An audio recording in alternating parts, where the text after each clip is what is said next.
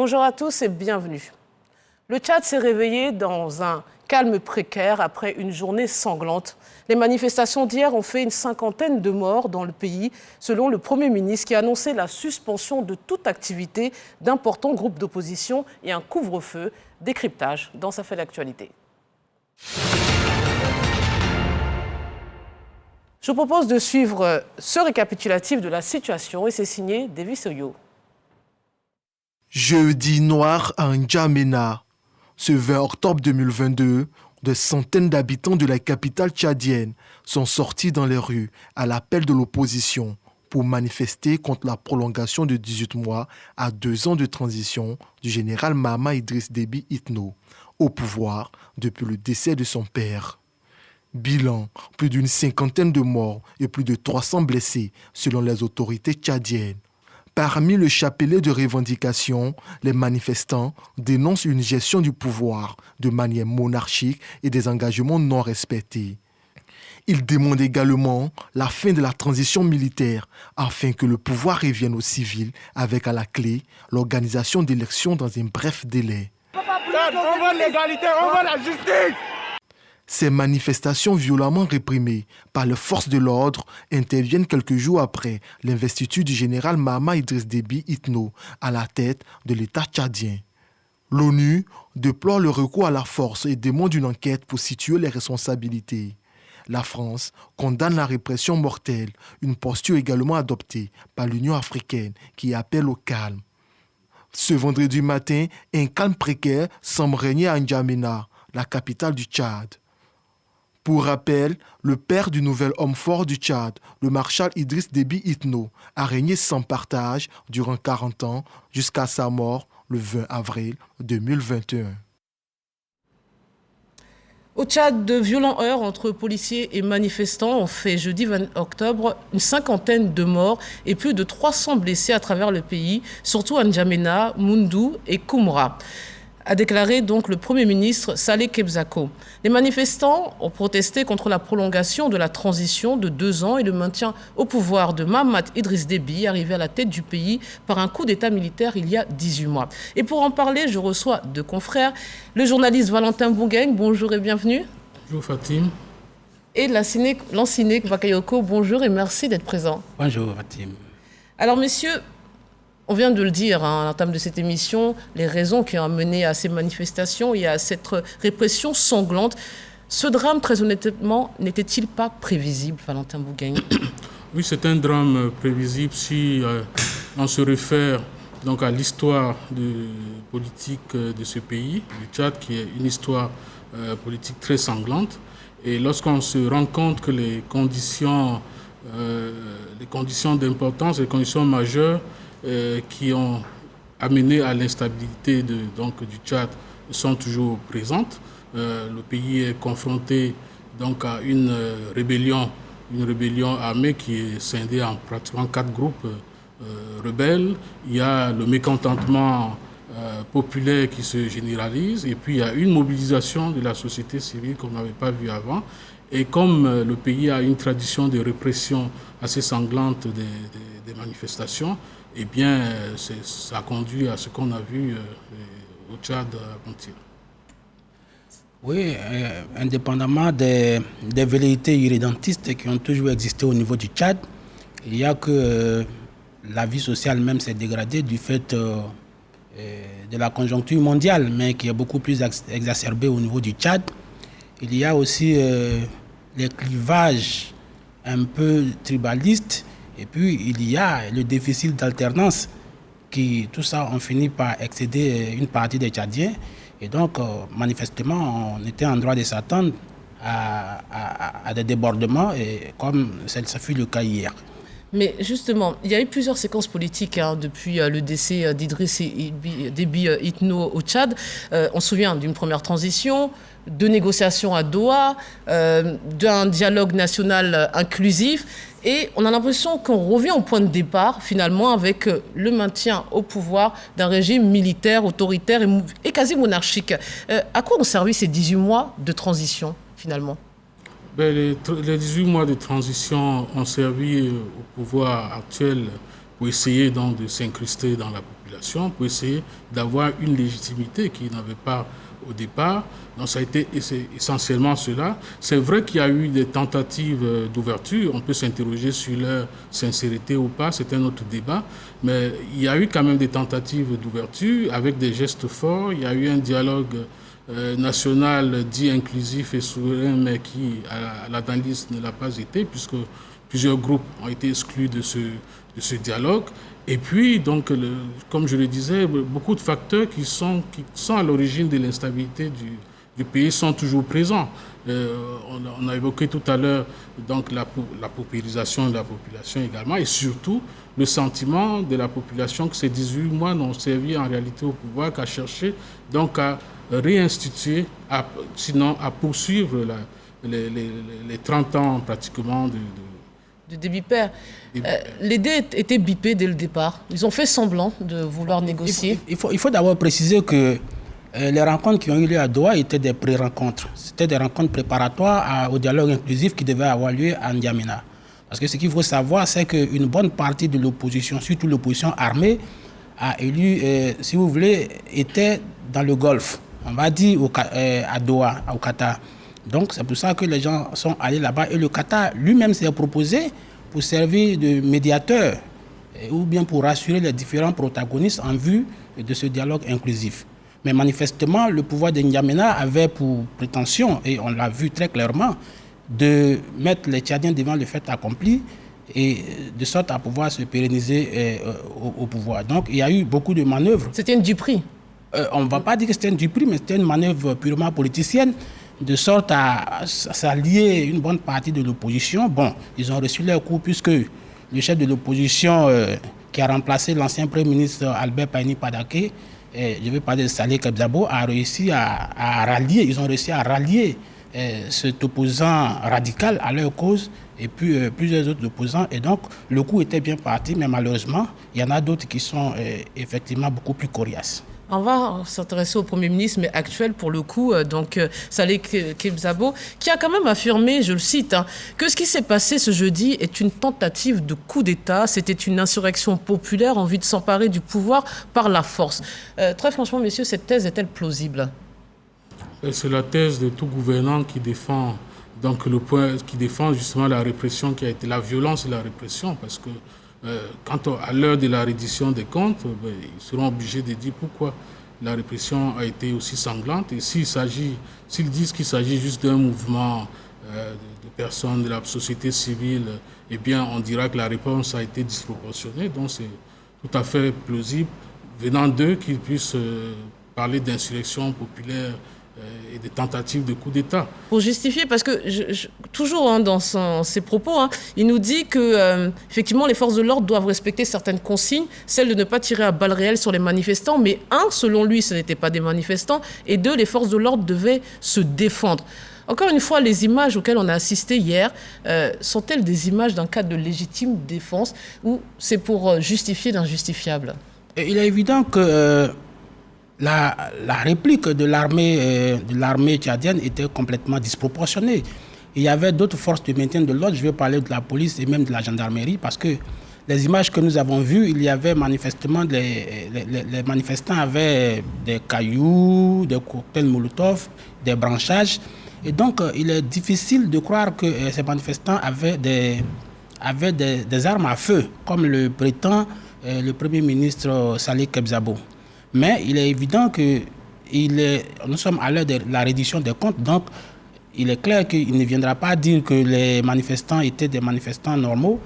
Et donc, c'est de bon droit pour lui de trouver des raisons que nous pouvons juger fallacieuses ou non, mais ce sont des raisons quand même qui ont justifié l'usage de la force. Mais moi, je pense que c'était un message fort qu'il lançait à l'opposition, en tout cas pas maintenant, mais pour les jours à venir, pour dire nous ne sommes pas là pour rigoler. C'est une manière aussi de rejeter leurs responsabilités, notamment sur les organisateurs de ces manifestations. Absolument. Ces événements ont suscité plusieurs déclarations, ce qui est normal et logique dans ces cas de figure.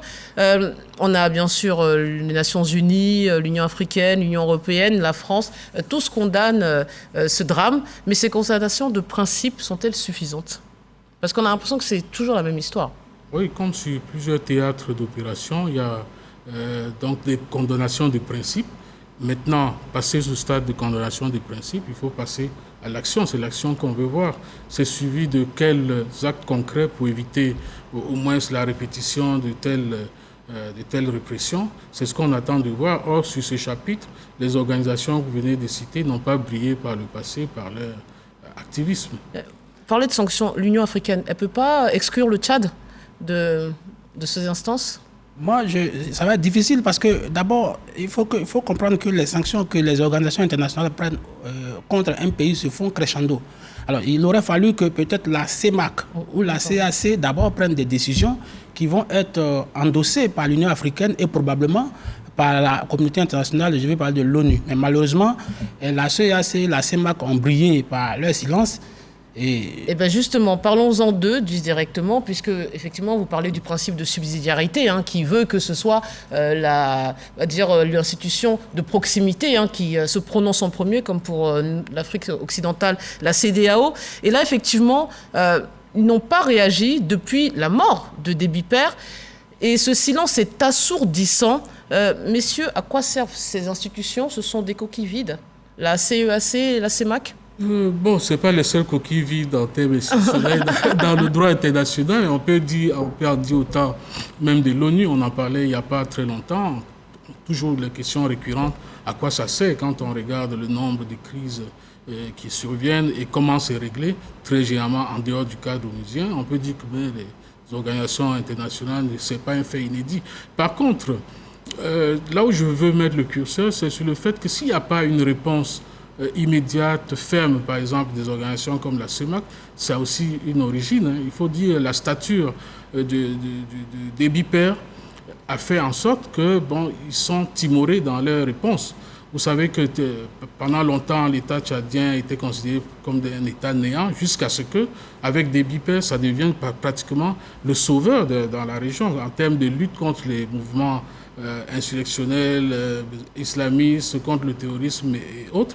Vous savez que l'armée tchadienne a dû intervenir même jusqu'au grand Nigeria voisin, qui avait du mal à contenir Boko Haram, a dû intervenir au Cameroun également, a dû intervenir sur d'autres théâtres beaucoup plus loin, au Mali, en Centrafrique et autres. Donc il y a tout ça qui s'est passé et il y a l'héritage de Déby. On se dit, Déby fils, on va être un peu tolérant envers lui parce qu'on peut avoir recours à lui. Parce que malgré la disparition de Déby Père, il y a quand même toujours 1400 militaires tchadiens qui sont au Mali, dans le Sahel. Et les configurations géopolitiques n'ont pas changé. Moi, je vois autre chose que ça. Ça dit que ce que Valentin dit, oui, ça fait partie des thèses. Mais moi, je pense que c'est davantage parce que les États, les chefs d'État de la zone CEMAC n'ont pas beaucoup plus de légitimité que le Tchad, que les autorités du Tchad, puisque tous ont des velléités semblables. Bon, le Cameroun ne fait pas mieux que le Tchad en matière de répression.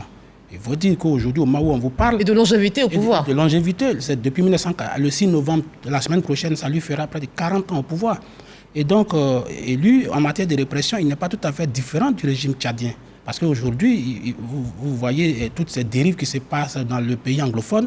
Et il y a aussi que l'opposition politique elle-même est aujourd'hui embastillée. Il faut savoir qu'il y a au moins 40 militants du mouvement pour la Renaissance du Cameroun qui sont aujourd'hui, qui sont devant la cour. Et même dans des personnalités importantes comme Olivier Bibou-Noussa, qui est le porte-parole de Maurice Kamto, et Alain Fogué, le trésorier général, qui sont des personnalités importantes de l'opposition. Donc le Cameroun n'a pas de légitimité, alors que c'est lui qui devait être le leader naturel de la région. Et quand on va en Centrafrique, Touadéra non plus, lui, il est dans un état un peu plus circonscrit, parce qu'aujourd'hui son pouvoir est complètement limité autour de N'Djamena et aux alentours, donc il n'a pas plus de légitimité. Et le mode de succession au niveau du Tchad, il y a des velléités comme ça au Congo et c'est quoi des mots? En fait, pour être très sincère, les pays d'Afrique centrale, ça, on va dire, ressemblent de plus en plus à des monarchies. De fait. Bon, Obiang Nguema, depuis 1979, est au pouvoir. Ça fait pratiquement 43 ans. Le Congo-Brazzaville, les deux, à part l'intermède de Lissouba entre 92 et 97, depuis 1979 est aussi au pouvoir. C'est-à-dire près de 37 ans sans discontinuer. Et dont le fils va peut-être prendre la suite. Le régime camerounais aussi, ça fait 40 ans. Donc, ce n'est pas des gens qui ont qui sont piqués par le virus de la démocratie. Donc ce n'est pas eux qui vont venir donner des leçons à N'Djamena. Alors pour revenir sur le Tchad, on a bien compris la situation sous-région, le manque d'exemplarité ne leur permet pas d'intervenir ou même ce ne serait que de parler. Le chef de file de l'opposition, Succès Masral, disait qu'il fallait que les partenaires tchadiens prennent leurs responsabilités. Il s'adresse à qui? Parce qu'après on va parler du cas de la France. Il s'adresse à qui? Qui doit prendre ses responsabilités quand il parle aux partenaires tchadiens? Franchement, moi je ne suis pas dans l'esprit de Masra, mais je me dis que quand il parle de partenaires, il faut regarder quels sont les partenaires les plus forts du Tchad. Les premiers partenaires du Tchad, c'est d'abord la France. C'est d'abord la France et puis éventuellement les États voisins, mais d'abord la France et puis les institutions internationales, comme les institutions même de Bretton Woods. Pourquoi c'est un échec collectif, le cas du Tchad? Un échec collectif. International?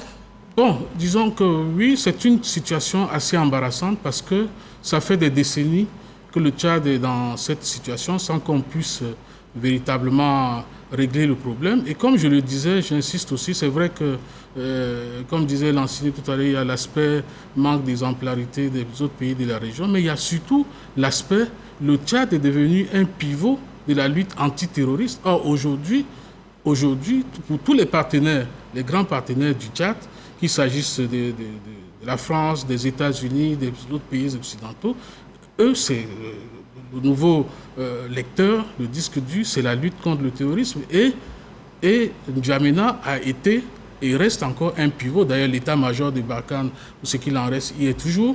Et c'est dit que c'est un facteur qu'il faut prendre en compte et qui fait en sorte que, généralement, on est beaucoup plus conciliant, beaucoup plus tolérant, on essaie de comprendre, on essaie d'arrondir les angles. Donc, oui, allez-y. Moi, je suis souvent peiné de voir les hommes politiques africains interpeller la France. Parce qu'aujourd'hui, la France est dans une sorte de dilemme. Je suis complètement ahuri de voir Succès Masra demander l'intervention de la France, parce qu'en clin d'œil, le clin d'œil, c'est à la France qu'il le fait directement. Parce que si la France intervient, et ça s'est passé ailleurs, on sait bien qu'en Centrafrique, c'est les Centrafricains qui avaient demandé à Paris de venir intervenir en Centrafrique, mais après, il y a un sentiment anti-français qui s'est dégagé, et on a dit que la France s'immisçait dans les affaires intérieures des pays, notamment des pays francophones. Et aujourd'hui, Succès Masra, qui se pose comme le chantre du panafricanisme au niveau du Tchad, je suis complètement ahuri qu'il fasse intervention. Il demande à la France d'intervenir.